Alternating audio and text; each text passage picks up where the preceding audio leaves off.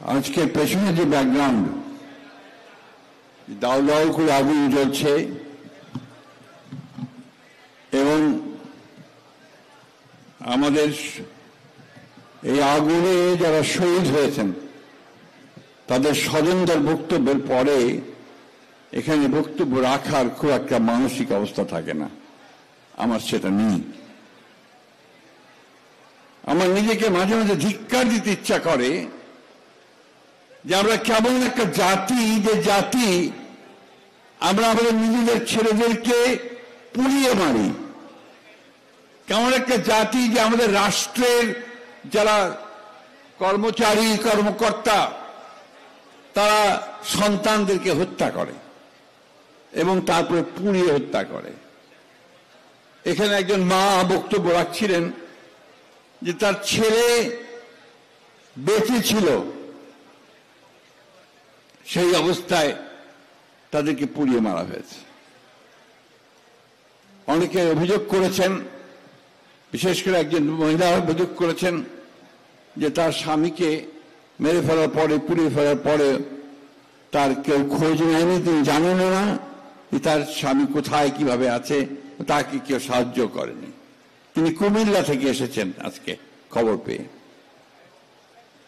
আমি ঢাকা ডিসিকে এখান থেকে বসেই ফোন করেছিলাম যে তারা, সরকার কমিট করেছিলেন যে যারা আহত এবং শহীদ, বিশেষ করে যারা শহীদ হয়েছে তাদের পরিবারগুলোকে 10 লক্ষ টাকা করে তারা প্রাথমিকভাবে অনুদান দেবেন, আর যারা আহত হয়েছে তাদের চিকিৎসার সমস্ত ব্যয়ভার বহন করবে। আমি মাত্র 2 জনকে এখানে পেয়েছি যারা সেই টাকাটা পেয়েছেন বন্ড হিসেবে, বাকিদের আমি জানি না। একটা ছোট বাচ্চা ছেলে, 8 বছর বয়স, তার মাথার খুলিটা উড়ে গিয়েছিল, সেটাকে আর্টিফিশিয়াল প্লাস্টিক দিয়ে জোড়া লাগানো হয়েছে। প্রিয় বন্ধুগণ, আমরা এমন একটা জাতি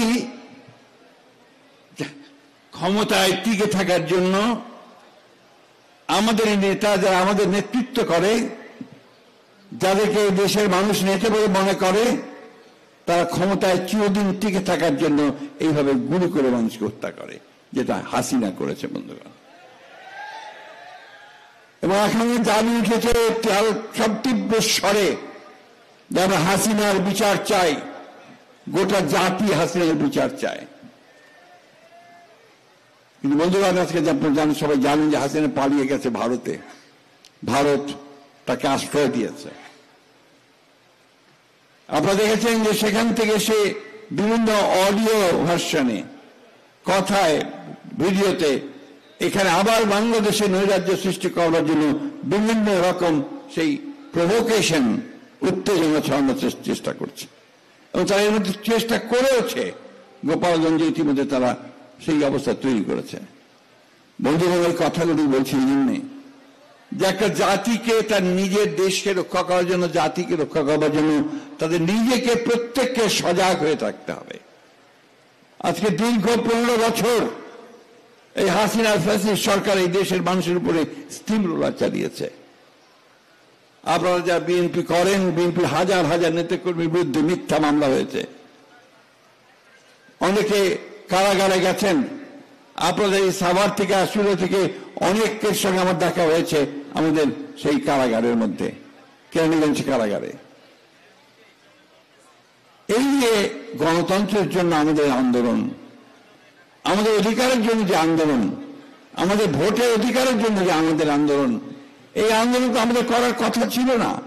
এটা তো গণতান্ত্রিক রাষ্ট্র হওয়ার কথা ছিল 1971 সালে যুদ্ধের পরে।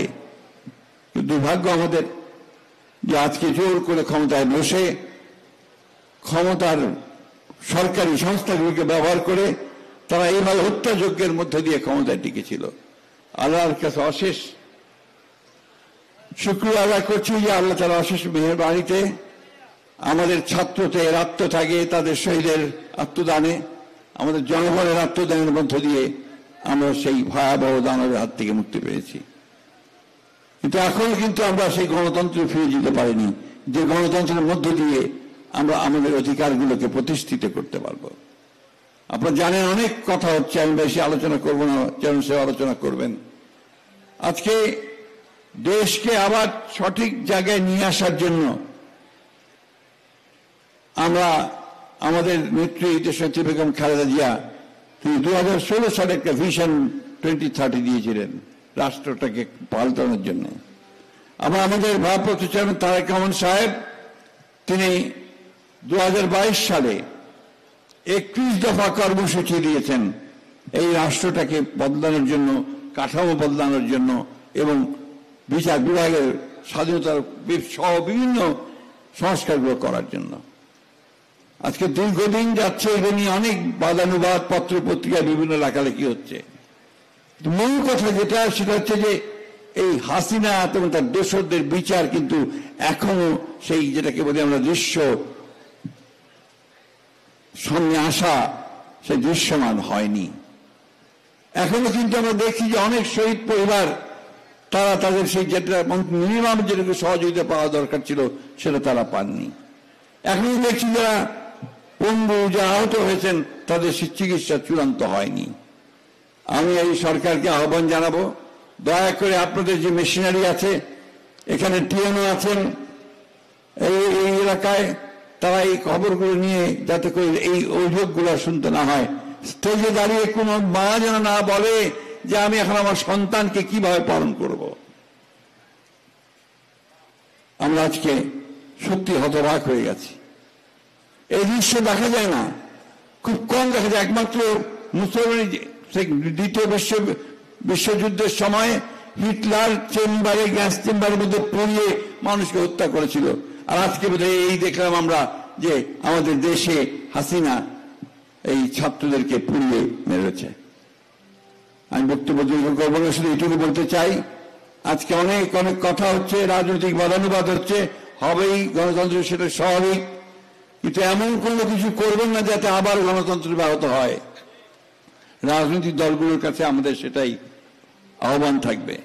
আমাদের আহ্বান থাকবে যে ছোটখাটো বিষয়গুলো নিয়ে এমন অবস্থা তৈরি করবেন না যে অবস্থায় আবার সেই ফ্যাসিস্ট হাসিনা কোনো সুযোগ পায় দেশে ফিরে আসার। আমরা অনুরোধ করব সমস্ত রাজনৈতিক দলগুলোর কাছে যে আসুন আমরা অতি দ্রুত আমাদের যে সমস্যাগুলো আছে সেগুলোকে মিটিয়ে ফেলে আমরা একটা গণতান্ত্রিক ব্যবস্থায় ফিরে যাই। একটা নিরপেক্ষ নির্বাচনের মধ্য দিয়ে আমরা একটা জনগণের সরকার প্রতিষ্ঠিত করি।